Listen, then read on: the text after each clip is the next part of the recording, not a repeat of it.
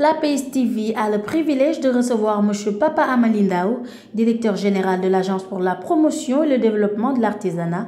Étant l'ancien président du conseil d'administration de cette structure, M. Ndao, en terrain connu, a bien voulu rappeler la mission de l'APDA qui est de participer à la mise en œuvre de la politique de promotion et du développement définie par les pouvoirs publics. Nous étions dans le secteur avant d'être directeur général. Mais en décembre dernier, nous avons pris les rênes en tant que directeur général. Dès décembre, nous avions compris que cette agence a été créée sur proposition des acteurs de l'artisanat eux-mêmes dans les assises de l'artisanat de 2002. Et c'est au sortir de ces assises-là que le président de la République de l'époque, en voulant adhérer à une préoccupation des artisans, a créé une agence d'exécution dans le secteur. Donc, on peut dire que l'Agence pour la promotion et le développement de l'artisanat est une agence spécialement dédiée aux artisans. C'est pourquoi nous avions décidé, dès notre prise de fonction, de rendre l'agence aux artisans. En faisant quoi? En étant proche d'eux, en allant sur le terrain, en prenant en compte leurs préoccupations premières, qu'il s'agit de matières premières, qu'il s'agit de formation à la base, qu'il s'agit d'encadrement, qu'il s'agit de financement, puisque ce sont ces plus grosses contraintes des artisans aujourd'hui au Sénégal. Et donc, la feuille de route a été donc de rendre l'APDA aux artisans. Nous avons aussi mis en place avec le projet, avec le FONGIP, un programme d'accès au logement des artisans. Un programme révolutionnaire. Ce programme-là aussi, c'est pour la première fois que des artisans qui sont dans le secteur informel, qui n'ont jamais eu un accès à la banque, qui bénéficient aujourd'hui de logements par la banque. Ça, c'est une première. Financé par la BHS, garanti par le FONGIP. Aujourd'hui, ce programme, dans une semaine, nous allons faire la pose de la première pierre à Niag de 280 logements pour la phase pilote. Et cela, c'est aussi dans l'année 2017. Nous pouvons aussi citer pour l'année 2017 la tournée nationale que nous avons organisée.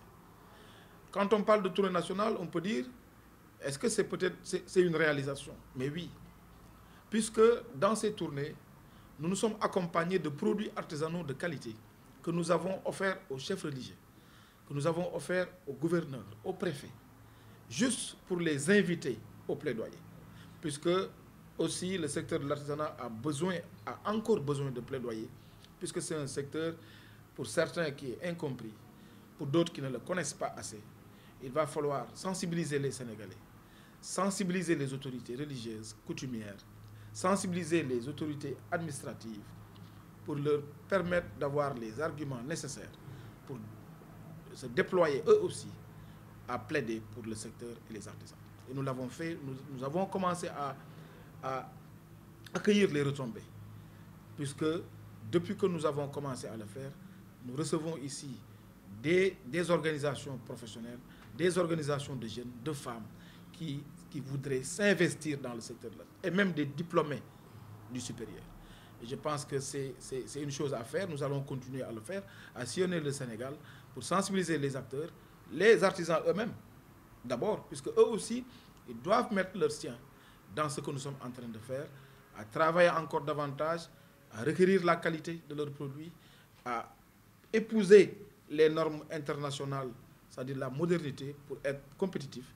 Et ça aussi, nous sommes en train de le faire. Oui, le partenaire premier de l'APDA, c'est l'État. Oui, puisque c'est notre budget entièrement doté par l'État. Mais néanmoins, nous avons les organisations professionnelles qui sont partenaires, qui sont dans le secteur. Nous avons, comme je l'ai dit, l'ASEPEX, qui est dans la plateforme, le COSEC, qui nous a accompagnés lors de la foire de Milan, qui a pratiquement payé près de 70% du budget.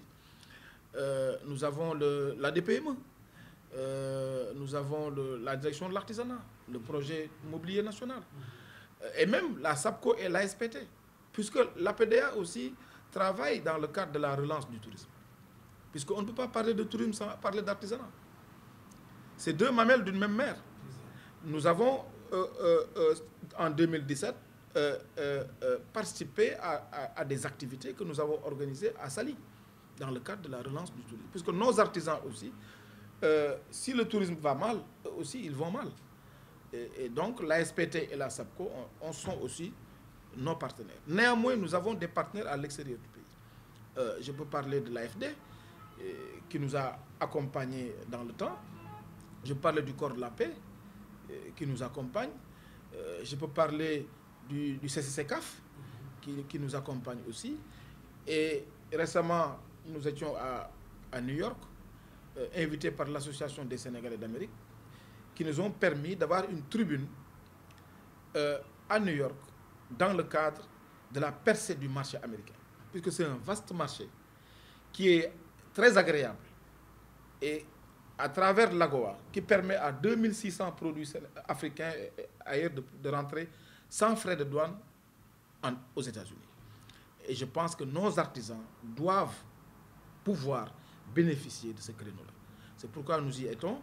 Nous sommes accompagnés par le consulat et la direction des Sénégalais de l'extérieur et nous avons commencé à explorer le marché pour nos artisans et je pense que bientôt ça va faire ses fruits. Perspectives. Avant de rentrer dans les perspectives, j'allais oublier un de nos plus satisfaisantes réalisations de cette année, qui a été la vitrine de l'artisanat sénégalais érigée à l'AIBD. Nous l'avons réalisé grâce à l'aide de l'AS, c'est-à-dire la société qui gère l'aéroport, qui nous a permis d'avoir à l'arrivée des voyageurs une vitrine de 5 mètres de long, de 60 cm de profondeur et de 2 mètres de hauteur, et qui est en face des voyageurs qui arrivent à l'aéroport et qui présente pratiquement l'ensemble des produits artisanaux authentiques du Sénégal, qui reflètent l'identité culturelle et l'histoire de notre pays, qui sont sur cette vitrine-là. Et vraiment une satisfaction pour 2017. Nos perspectives pour 2018, c'est d'aller encore plus loin dans la prise en charge des préoccupations des artisans du Sénégal. Les artisans du Sénégal ont besoin d'accompagnement. Ils ont la dextérité. Ils ont le génie. Puisque l'artisan du Sénégal n'est pas pareil à aucun artisan du monde. Et ça, même eux, ils le disent. Et ils ne savent pas pourquoi. Moi, j'ai dit quelque part, c'est parce que notre artisanat est lié à notre histoire. Tous les produits artisanaux des terroirs que vous verrez émanent d'une culture et d'un besoin d'utilisation de ces ustensiles et de ces objets. Et je pense que c'est cette touche historique et mystique qui fait que nos produits artisanaux ont une finesse qui vous permet de savoir que ça vient du Sénégal. Et j'ai été témoin à New York de ça. Alors je pense qu'il faut juste les accompagner, les former. Et quand je dis former, c'est les former aux techniques nouvelles, les former aux normes internationales, aux normes standards, parce qu'il faut qu'on va au-delà de notre pays. Il faut les financer. Et grâce au président de la République, Macky Sall, nous avons les outils. Nous avons une ligne de financement qui est logée à l'ACEP, qui est d'1 milliard. Déjà 300 millions sont déjà en train de financer les artisans. Nous, ici à l'APDA, nous avons le fonds de garantie des projets artisanaux. Aujourd'hui, on va démarrer avec 200 millions pour accompagner les jeunes artisans qui sortent et qui voudraient créer une entreprise. Et avec l'entrepreneuriat rapide, nous allons encore renflouer ce fonds. Il faut juste les accompagner. Et quand je dis accompagner, c'est les former, les financer et leur trouver aussi un lieu de travail. et ça rentre dans le cadre de la formalisation. Et si on fait ça, on arrivera à booster le taux de 12%, qui est déjà énorme, de contribution au PIB par le secteur, qui est déjà énorme, 12%. Mais on peut encore le multiplier au moins par 2, puisque la création de richesse, il n'y a pas de secret. Pour créer de la croissance, il faut créer de la richesse. Et le secteur de l'artisanat en est capable. Oui, d'être présent, de nous accompagner, nous aussi, dans les politiques, de répondre à l'invitation du président de la République. Quand le président de la République dit « je donne 15% de la commande publique aux artisans du Sénégal », il ne parle pas seulement des menuisiers. Les tapissiers en font partie. Les métalliques, ferronneries, les décorateurs. Ils doivent répondre à l'invitation du président par la qualité de leur travail, par la formalisation de leur entreprise. Vous ne pouvez pas gagner un marché si vous êtes dans l'informel. Et ça, nous les accompagnons avec l'Observatoire de la qualité des services financiers pour qu'ils soient des entreprises à pouvoir gagner des marchés, à pouvoir soumissionner à des marchés. Donc c'est ça leur part du marché. Ils doivent être prêts à pouvoir prendre cette manne financière. Et quand je vous dis qu'il y a encore de l'argent à prendre dans la commande publique, mais il faut que les artisans soient compétitifs, il faut qu'ils soient formalisés, il faut qu'ils travaillent dans la durée, qu'ils travaillent qualité pour pouvoir souscrire à ces marchés-là et à d'autres marchés à l'extérieur du pays, pourquoi pas. Aujourd'hui, j'ai parlé du PAL, qui rentre dans le cadre de la protection sociale. J'ai parlé du FGPA, qui est un fonds de garantie des projets artisanaux, qui est disponible, les fonds sont disponibles. Et nous allons démarrer au plus tard en début février pour financer les petits projets des artisans. Matières premières, structuration, organisation, modernisation, financement. J'ai parlé de la plateforme qui va dorénavant organiser tous les grands événements au niveau de l'artisanat au Sénégal. Parce que le Sénégal est un grand pays d'artisanat. Ce qu'on oublie souvent, c'est un grand pays d'artisanat. Il va falloir qu'on ait des événements majeurs au Sénégal qui retrouvent tous les artisans du monde. Et je pense que nous devons commencer à avoir ces événements-là. Et ça, nous allons le faire à travers la plateforme. J'ai parlé de la formation. Nous avons un vaste programme de formation qui est en train d'être déroulé à travers le pays, en rapport avec les chambres de métiers, avec l'UNCM, avec le 3FPT. J'allais oublier le 3FPT dans nos partenaires, qui financent la formation à 90% et la PDA à 10%.